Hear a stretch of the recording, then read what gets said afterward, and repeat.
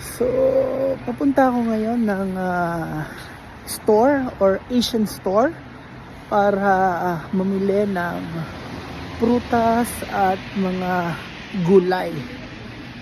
So, check natin ano-ano ba yung mga prutas at gulay na nabibili dito sa Norway. Let's go! So, sa labas pa lang, makikita mo na itong granada ng, yan, napakasarap niyan.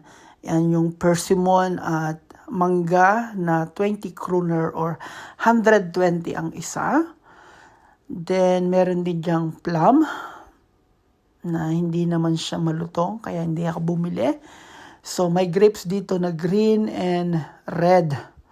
So, ito naman yung applesin or orange. Tapos ito naman yung Norwegian apple.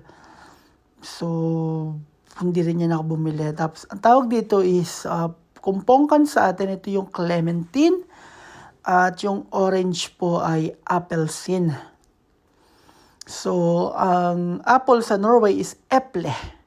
Ito naman po yung strawberry or jordbær. Ito naman po yung blue bar o blueberry. So, meron din po silang banana or banan sa lugar na ito. Mas mura dito kaysa sa ibang malalaking store. So, ito naman po yung loob. Nandiyan yung pinya. Yan nga yung orange. Merong pomelo. May green apple. May melon. So, makakita ka dyan ng iba't ibang uri ng prutas pag pumasok na po kayo sa store. Nandyan yung, yan, may pakwan at kiwi. So, ito yung papaya. At meron din po ditong, hindi ko alam tawag dyan, yan po yung guava. Yung, ito hindi ko alam, meron dragon fruit or kiat-kiat. May balingbing katulad ng kaibigan mo. So, yan naman po yung passion fruit. Ito po yung fresh dates at saka fresh na pitasyo. Ito naman po yung kastanyas at walnut.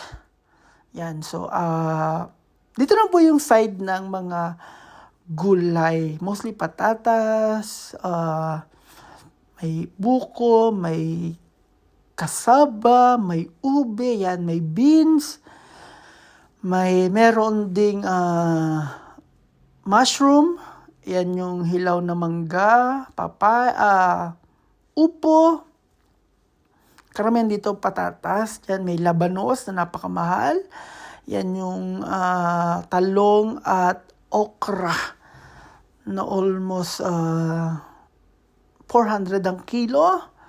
So, iba't ibang uri ng chili or sile. So, dito naman sa side na ito, garlic, luya, sibuyas, and different kind of chili din, yung bell pepper at carrots. So, sa side naman ito, may celery, may spinach, may repolyo, may betchay, may kamatis, may pipino.